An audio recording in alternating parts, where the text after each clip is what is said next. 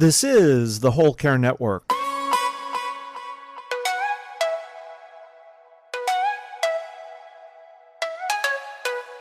Helping you tell your story one podcast at a time.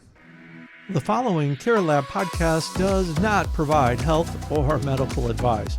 All content is provided for information purposes only. Listeners are encouraged to speak with their healthcare provider for specific healthcare advice and are wholly responsible for the outcome of implementing any tips or information presented.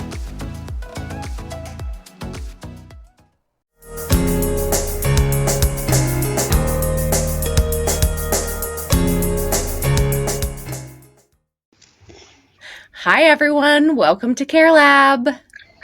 Welcome to Care Lab. It's Friday. We're so excited to be here together and also excited to have Deborah Grassman with us today. So Deborah is the author of 3 books, Peace at Last, The Hero Within, and Soul Injury, a contributing author for 4 textbooks, 25 published articles. So she is a writer and has a lot to share with us today. There are 4 documentary films and a TED Talk that feature her work, but none of these achievements have taught her as much as the 10,000 dying veterans that she took care of as a VA hospice nurse practitioner for 30 years.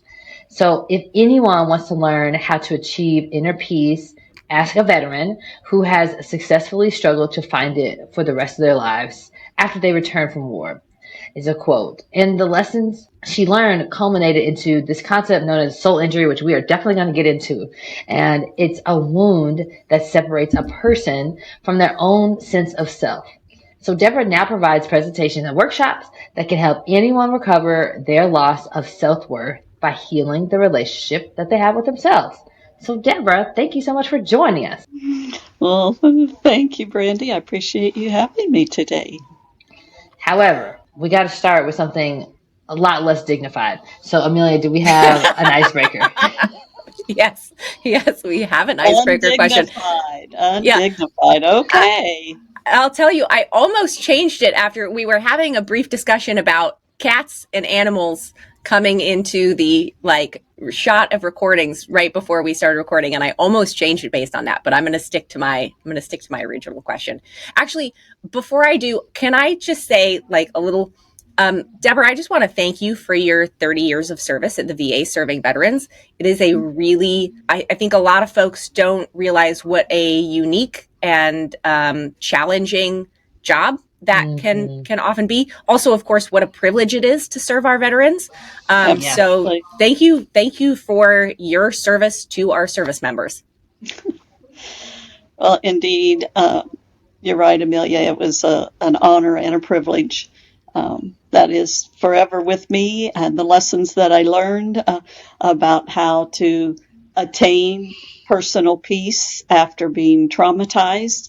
They are forever with me, and I hope that I have been a responsible steward of those stories that I have borne witness to with those 10,000 dying veterans, and that the lessons that I learned can be propelled into the world, because certainly we need more inner or outer peace. But honestly, the only way we can get outer peace in the world, right, is to have it first within ourselves. We can't give what we don't have ourselves. So therein lies my personal mission, is that those 10,000 dying veterans did not die in vain, but in fact, the wisdom that they gained in navigating post-trauma will benefit the whole world. Incredibly well said. And that's the end of the podcast, everybody. No, just kidding. Mic drop. No. Mic drop. Yeah. And we're done. No. Okay. So shifting back to our undignified gear here. Okay. Quick little icebreaker for everyone. Deborah, you've got to go first. If you could be a character, or live in any kind of different literary world, what would it be? Like a favorite book world, or even like a favorite movie world or something like that? Like what other kind of world or universe would you live in? Oh, yeah, that's easy. That would be Alice in Wonderland. I love that. Because Alice in Wonderland, that's the story of how to heal the relationship you have with yourself. That's what that story, that mythological story truly is. And of course, the book that I just wrote, the subtitle, it's Soul Injury, but the subtitle is Healing the Relationship You Have with Yourself. And Alice in Wonderland does a better job than I can in really showing how to do that. And of course, the beauty of mythological stories is they touch the unconscious mind. And it's truly the unconscious mind, not so much the conscious mind, it's the unconscious mind that houses our motivations and initiatives and intuitions that allow us to truly manifest into the world what we want to be within. So yeah, Alice in Wonderland would be mine. That's incredible. And can I share a connection with you, Deborah? So my husband is a veteran, and he was in the Navy. And when he was in the Navy and like off on long deployments, his one of his favorite books is also Alice in Wonderland. And something that he would take to doing is he would choose a quote from Alice in Wonderland, and different quotes all the time, and he would put it under the signature of all of his emails as they were going out, sort of as like they applied to different situations that they were going through. So anyway, I thought like, what a wonderful answer, and sort of there's a personal connection there. So I love that kind of the incongruity of a Navy man on his signature having Alice in Wonderland. What a great incongruity that caught people's attention. He's a smart man. I mean, I think he's pretty special. I'm a little biased, but my tagline under my signature is "Don't waste your suffering." And you can see where that comes from. It comes from what I just said in the introduction, which is I don't want those 10,000 veterans to have died in vain, but to be able to carry their wisdom forward. And, I've seen, obviously witnessed a lot of suffering. And I'm not talking about suffering that comes in the dying process. I mean, that's obvious. Everybody knows about that. But what happens as people are on their deathbeds, they go back and kind of recollect their story from their whole lifetime, and that's where you really get to see suffering. But the but is you get to see the suffering from a different perspective, from their own retroactive perspective, which is very different and very reflective. Plus, they're able to look at, say, 6-year-old suffering from an 80-year-old perspective and see the lessons and see how those lessons, how their suffering was redeemed and how it was not redeemed. So, I got both of those perspectives at the end of life, some very dignified and some not so dignified, both, because we're all in our human beingness. We all have both within us, right? Good, bad, ugly, beautiful, it's all there. I think this is the exact reason why I'm having a hard time answering this icebreaker question, because because everything that Deborah says is so amazing and like profound and because everything has both parts, right? Positive and negative. And so if I think about the books that I read and the stories that I love and movies that I love, they also come with their own problems, right? Like we don't often read things or watch movies that don't have an arc to a storyline where there's a problem and there's a hero. They want to just tell the happy ending. Oh, here's the problem. And we get all in there. Oh, there's the problem. There's the suffering. Oh, and look at how I redeemed it. And, that messy middle part of how to get through it, navigate through it is left out. So, I mean, that's really the stories, in my books that I tell. I said, let's tell the messy. Let's try to untangle that. And let's get entangled with it, because it's not as simple and easy as here was this, and oh, look at what I did to redeem it. Because most of the work is in the middle part, and most of our lives is in some way in that middle part. So I can't say I want to automatically subject myself to any of those problems in any of those books or movies. So I'm going to opt out by saying I'm going to join just very specifically Revelations in the Bible when it talks about heaven. That's where I'm trying to be. So I'm not going to take none of the rest of the Bible because there's lots of suffering there. So I'm only picking. You don't bring Job home with you? I mean, Job. No, I'm not trying to jump into Job's life. I'm not. Okay. Job was very profound, though, in his perspective, and his friends that came and told him all about how he shouldn't be thinking negatively, and he's just bringing this on, just needs to rise above it. I mean, that kind of sentiment still does damage to this day. Totally. So yes, I'm going to pick heaven. Thank you. What's your answer? Okay. Listen, so you both had actually pretty good, thoughtful, Deborah's exceptionally thoughtful and profound answers. I just want to live in the world of Harry Potter, y'all. I just want to be a witch in the world of Harry Potter. I want a wand and I want to do magic. And I think that would be, I want to fly on a broomstick. It sounds awesome. So if I could for a day, go live in a different world. That's where it'd be. Wizarding world of Harry Potter. Yep. A great escape. Not profound at all, but a lot of fun. Okay, we need both, Amelia. You don't want to live in my world and Brandy's world all the time of profound dignity and what have you. And trust me, I don't. It's both. Hey there, it's Amelia. Listen, I am so thrilled to have a great resource like Ask Sammy as part of the Care Lab team, and here's why. It's a game changer for aging in place because it makes it so simple. All you do is ask. Just type in your question or even tell Sammy what the problem is and get tailored solutions. Everything from innovative adaptive equipment to comprehensive resources. It's a great way to become more empowered, to live more independently, and to live with greater confidence. And my favorite thing about how Ask Sammy works is it's deeply rooted in dignity and practicality. So whether you're a fellow therapist, a care partner, or someone who's seeking solutions for themselves, visit www.asksammy.com. We're going to link it in the show notes so you can find it there. Start making home more accessible today. Now, back to the show. Okay, so let's jump into this real conversation here, though. I am really interested in how you got to this idea of the soul injury and the term of soul injury. Tell us about your journey in getting there and kind of getting to that place. Well, it was definitely not as easy as I'm going to make it sound. And it's nothing that was kind of, an aha moment and then developing it. It was actually, as you can appreciate, sitting at dying veterans' bedsides, collecting their stories. Their families would usually be there hearing these stories. Of course, I heard a lot of traumatic stories, especially if they were combat veterans, or really even if they weren't combat veterans and they served in a dangerous duty military assignment. I mean, there is a lot of danger there. There's a lot of trauma there.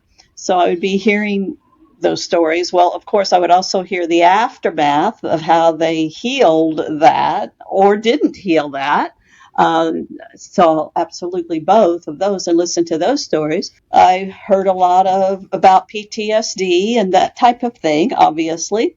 But then when we would engage in those conversations and I would validate and acknowledge what they had experienced with their trauma, with their PTSD, then sometimes intermittently from different veterans, but I heard it from enough over time where they would say, yeah, but what I'm talking about is more than just PTSD. PTSD's caused me problems, but there's something more. And really what it sort of boiled down to, they would say something to the effect of, I lost me. I lost my sense of self. I'm missing in action in my own life.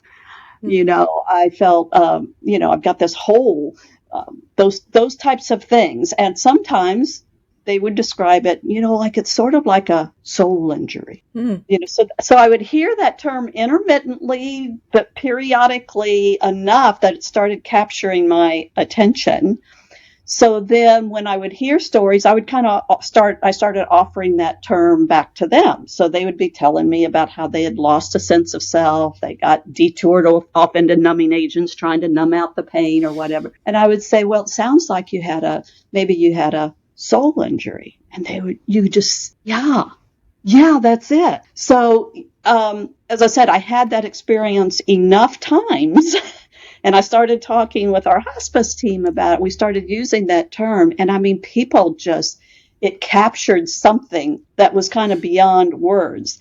Mm-hmm. So when you think about it, anyway, so then the next thing that we did, we started saying, well, what causes a soul injury? If we're going to define soul injury as becoming separated from your real self, if that's going to be the definition, what causes it? So I spent several years really just listening carefully to when people would glom onto that soul injury. And then I'd ask them, well, how do you think that happened? How did you lose yourself? It ultimately came down to three things.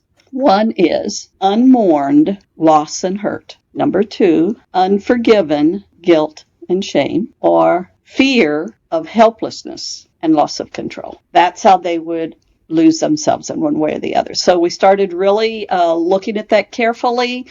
Took me years to be able to articulate it. And then, then we, after I retired from the VA, we started taking the concept of soul injury and its three causes to see if it applied to non-military. And it applies to non-military absolutely the same and even more so. I mean, almost everybody, if you talk to them, have acquired a soul injury in one way or the other. Mm.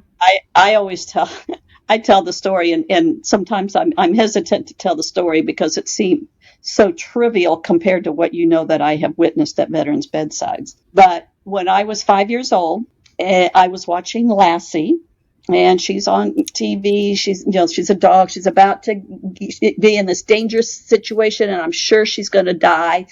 And I'm sitting there crying when my dad walks through the room. He sees my tears, and he starts laughing. Yeah. So I made a 5-year-old decision that day to never cry again, right? And I didn't for 30 years. Wow. Whoa. Yeah. When I was 35 and I was dealing with something painful, and I was sitting there and I thought to myself, why am I so afraid of my tears? Why am I?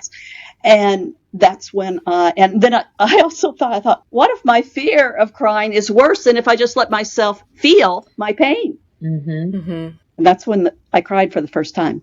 Wow. And, that's the day I became real. That's the day I shed the fear of emotional pain, that I let go of my shame. See, I was ashamed of my tears. I was ashamed of sad Deborah. And I got a lot of reinforcement for always being calm and even keeled in my family. I got a lot of reinforcement for them. I mean, my sister cried at the drop of a hat, and, she got, but, I always got praise for how even keeled I was. So yeah, that's really the day my unfreezing began. So when I look back, that was a soul injury. There was this hole in me that only, and I always pretended to be, much like my stoic veterans, always to be on the up and even keeled and what have you. And, you may be sad and crying, but I don't do that. There's a lot of ways to acquire a soul injury.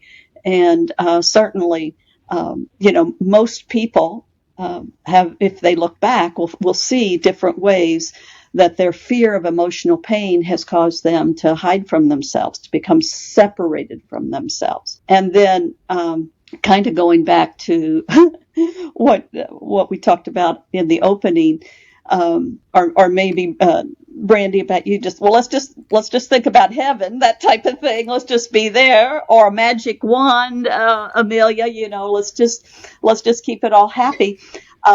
Of course, that's our yearning for all of us. I think one of the things that's very different about soul injury and part of the appeal, and Brandy, this is sort of what you were talking about the messy middle part of the arc, and that is that there's a term in the literature called artificial optimism. Viktor Frankl talks about artificial optimism. Others call it toxic positivity. So that, in other words, no matter what problem you have, we're going to put a positive spin on it. You just need to be more resilient. You just need to keep a positive attitude. And I'm not saying that those things aren't important. Don't get me wrong at all. But when we tell people, you just have to be the best version of yourself, well, yeah, and And you got to get real with the worst version of yourself also. It's all there. It's a full spectrum. And if you only look on one end of that spectrum and you only desire to get real with that end, then, that's, in my mind, part of the trouble that we have in the world, because what we end up doing is suppressing those hostile parts. And that's, that's really part of the core of violence in our world, is that if you peel back those layers of violence, if you're going to find hurt, you are going to find unmourned loss and hurt. So we are looking in the wrong places to heal the hostility in our world. We need to be looking inside for hurt, because anger and violence pushes the hurt out. So at any rate, I digress a little bit, but you can see how it's all intertwined. And, it's sort of paradoxical that I learned these lessons about how to acquire inner peace from people who had been trained for war. Mm-hmm. And yet, if you really think about it, those warriors who came back and had to, as hard as they fought in war and the courage that takes, I'm going to tell you, the aftermath of war takes even more courage, and coming to peace with that. And by the time people would come to the end of their lives and be in a bed with, as I'm sitting there at their bedside, and I would kind of interview them in a way, but my point was really just to bear witness to their suffering and to bear witness to the lessons they had learned. It's a tremendous, it's a unique perspective that I've been able to gain, I think, as any hospice professional would. But also for me, there's thousands of hospice professionals. There's thousands of PTSD and trauma experts, but there's only a handful of people who have really specialized in both. And I sort of feel like it's the confluence of both of those patient populations that has yielded this rather unique lesson about soul injury. And if you think about it, if most people have acquired in one way or another a soul injury, and having scattered pieces of self and not being fully connected to all those pieces, you would think we'd have a name for it, a word for it, so we can have a conversation like you and I are having right now. Yeah. It's crazy. It's crazy that we have not yet had a term that identifies something that we can all then know what it means. Soul injury. Well, what does that mean? Well, it means you get kind of lost and separated disconnected from your own sense of self. You're kind of missing in action in your own life. Got squeezed out of your own life for one way or the other. Well, how did that happen? Well, unmourned loss and hurt, or unforgiven guilt and shame, or fear of helplessness and loss of control. Okay, let's talk about. You see how then all that unconscious stuff that gets stuffed behind a wall and stifles us and comes out unconsciously as anger or violence or just shutting down and withdrawal. It can go either way. It is released so we can have meaningful conversations. I can tell you, on people's deathbeds, you have meaningful conversations. We don't got time for meaningless time stuff. I feel like exactly. It's such a important thing that you just said that I want to highlight about like having a word for it, because I feel like in our society we've talked a lot in the past 10 years or so. We've come a long ways in like understanding and recognizing that mental health is physical health, and that we should be considering that as part of what we do. But it feels to me like the way you initiate maybe going to see therapy is because I'm struggling, and you identify a struggle, or you get diagnosed with depression or something, right? And like, sure, that's definitely an entry point. That could be, but it seems more applicable that you recognize that you have a soul injury, because those are the root causes of most of the problems that we go to therapy to talk to somebody about. And then now that I know that, and I can say that, I know that, well, my next step is going to be this, right? Like, instead of it being so, I don't know, ethereal or wishy-washy, or feels like, if you're not in touch with it, or you are very in touch with your feelings, but need somebody to talk about it, then you go to therapy. No, it's really kind of the other way around. It should be in that, you're not actually in touch with your feelings as well as you should be, or haven't explored it, or got unmourned loss, and now I want to try to deal with that. Tell me how you feel about what happens next after somebody has identified or recognizes, like, yeah, that is me. Yeah. Care Lab listeners, it's Brandy, and as the founder of a platform made to make aging in place easier for everyone, I knew it would be incomplete if we did not have education, especially for caregivers. So whether you're a family caregiver or somebody who trains a whole organization, Higher Standards caregiver training videos are for you. I'm so proud that we were able to partner together with Amelia in order to provide these to you because they're easy for everybody. You get great occupational therapist-led training on topics like transfers and how to care for someone as they age, or maybe as things change when you have Parkinson's. So no matter if you're the loved one who doesn't know exactly what to do next because things are getting different, or if you're a professional who trains caregivers that go into the community and you need some quality education, you get both from Higher Standards Caregiver Training. And you need to check them out at higherstandardscaregivertraining.com. Well, one thing before I do that, I think one of the things you're saying that's important about mental illness, quote unquote, mental illness is, we don't consider. Can I just say I love that because like mental, it's all one and the same. It's all part of us. Like why do we separate these things out? Okay, sorry, go ahead. Well, the other thing is, I'm careful. I don't want to pathologize soul injury. Okay, now we've made soul injury a mental into that category of mental illness and put it in the DSM. No, it just is. It's part of the human condition, and so talking about it like that is very, very helpful. Any rate, and your question, Brandy, was about, okay, so now I realize I have a soul injury. Well, first of all, one of the first things I would do, we've had scientists research the soul injury concept and the tools that we use, so it's all validated. That's all published in refereed journals. So the first thing, one of the things we have is an inventory. So it's just 8 questions that you ask yourself, and all 8 questions really have to do with those 3 causes. Mm-hmm. So, it's right on our website. It's very easy to take, 5 minutes. And so that is I think kind of the first step is to kind of do a self-awareness, like, okay, I'm kind of stuck here. Oh yeah, I've kind of had this hole here that's kind of deadened. What's that about? What could be causing that? Well, when you take the inventory, you can see if it slots into 1, 2, or all 3 of those causes. And then, I think the beautiful thing really underlying anything is going to be a loss of some kind. So again, it's learning. There's a famous saying that says, those who grieve well, heal well. Mm-hmm. And when we're talking about grief and loss, that can be, we typically think about, oh yeah, when someone dies, that's loss. Well, sure. That's the obvious, but every day, anytime you're disappointed, think about a disappointment. Why is it disappointing? Because you suffered a loss of some kind. Now, on a scale of 0 to 100, it may only be a 1, but it's still a loss.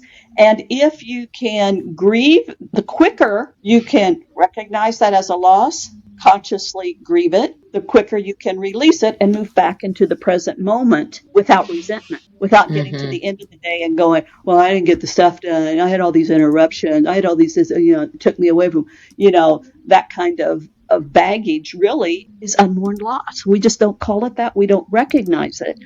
So the very first thing is to be able to name it, recognize it, grieve it, so that it can then be released. Now, obviously, bigger losses, loss of a job, loss of, a good friend, betrayal, those kinds of losses would require more than just a mere disappointment, obviously.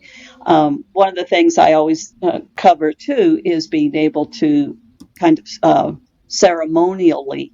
Ceremonies are wonderful ways that access the unconscious so that something can be released. So for big losses, there is that as well. So to answer your question, it really kind of depends on the context and what have you.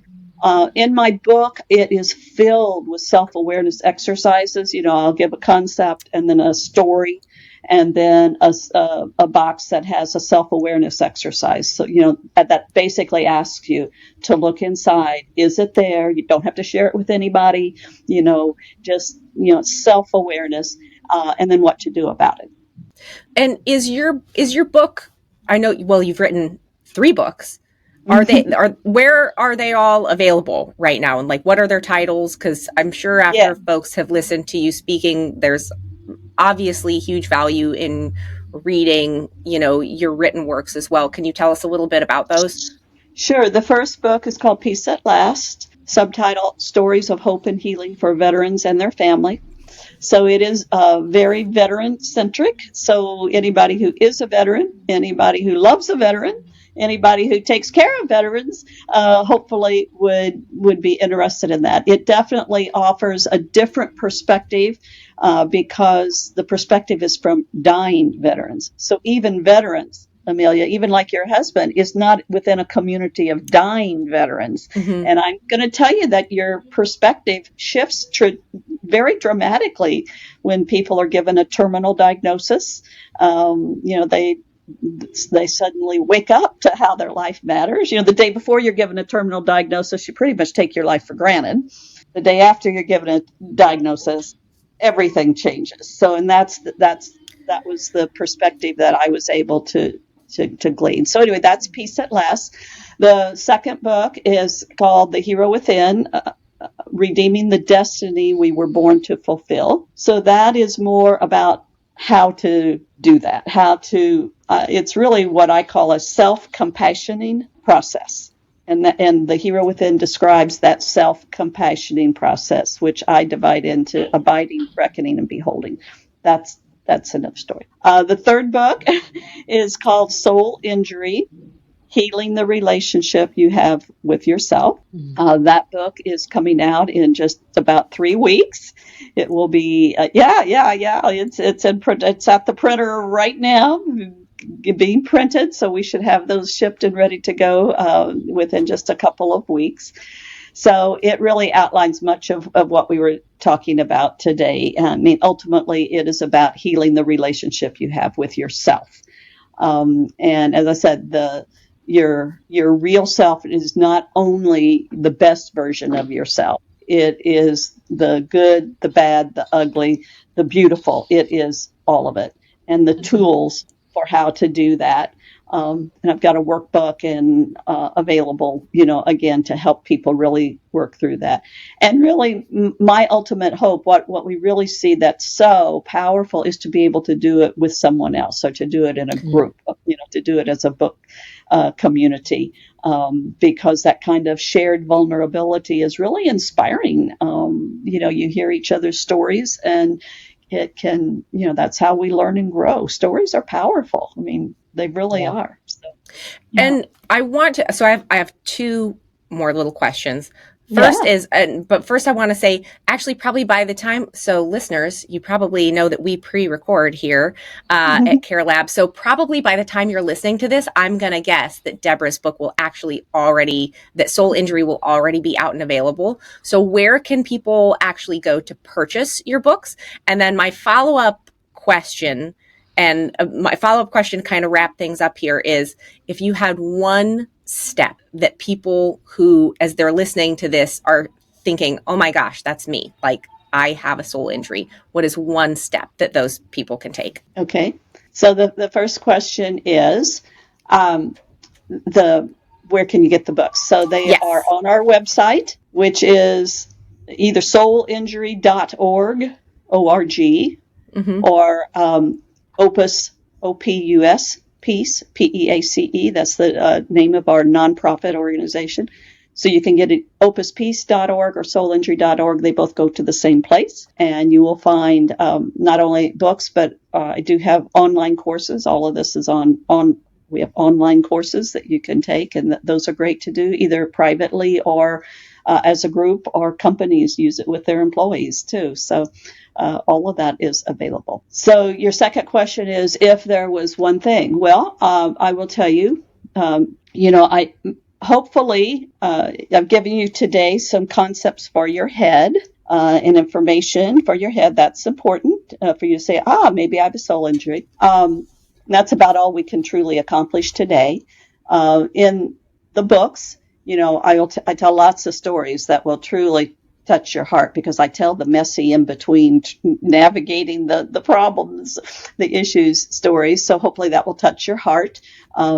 And that's important. But the real thing is to be able to move it from the head to the heart down to the gut, to this dwelling place that I call, that is the seat of the soul, really, if you think about it. So if there's one thing that I would encourage people to do, is to just start considering getting real with themselves. What's really going on? So I'm going to ask everybody right now, all your listeners as well, we're going to do what I call, this is a tool that we call at Opus Peace, we call it anchor your heart. So I want you just to place one or both hands, whatever feels comfortable, on your heart, and either lower your eyes, or if you can close them completely, that's fine too, whatever feels most comfortable. And I want you just to take a deep breath. That was step one. Now, without moving, keep your eyes closed, your hands where they are, and just become aware. Step two is just become aware of what's you're really feeling, what's going on there. What do you find there? What are you feeling? Or try not to feel. Either way, just being aware. Good. All right. And now step three, without changing anything, just be aware of this place inside you that is strong and capable of holding whatever it is you're feeling. Good, bad, ugly, beautiful, all there. There's a place inside you that holds it for you,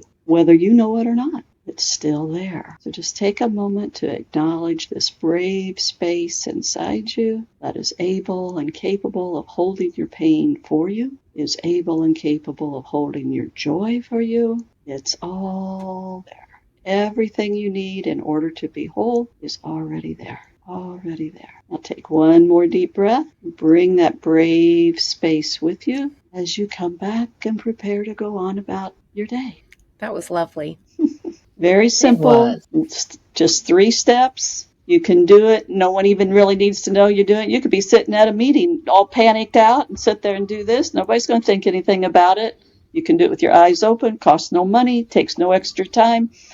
It's really something. I can tell you, we used it extensively with our dying patients. Dying's not easy. It's not easy to take that final leap.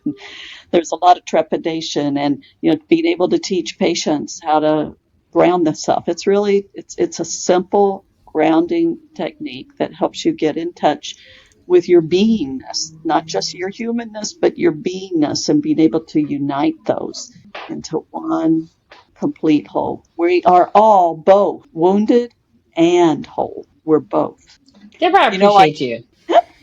Well, I was going to say, it just dawned on me how the very first line of the book that's coming out next week, the very first line of the first page of the first paragraph is, everything that I've learned that's really mattered, I learned from the dying. Mm-hmm. Yeah.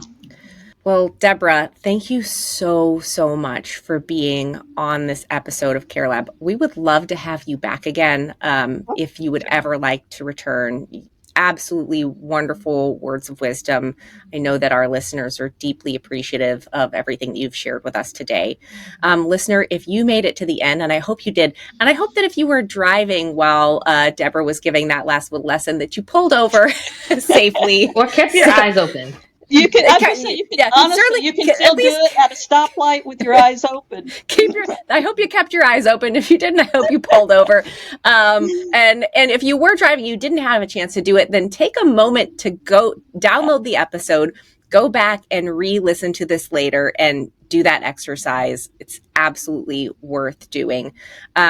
Thank you so much for listening to this episode of Care Lab. Sure. Make sure that you like, subscribe, please leave a comment, and we'll see you right back here next time on Care Lab. Bye. Bye, everybody. Thank you.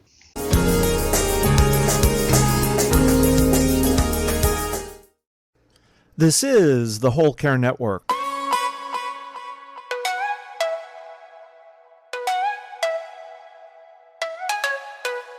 Helping you tell your story one podcast at a time. Content presented in the following podcast is for information purposes only. Views and opinions expressed in this podcast are solely those of the host and guest and may not represent the views and opinions of the Whole Care Network. always consult with your physician for any medical advice, and always consult with your attorney for any legal advice. And thank you for listening to the Whole Care Network.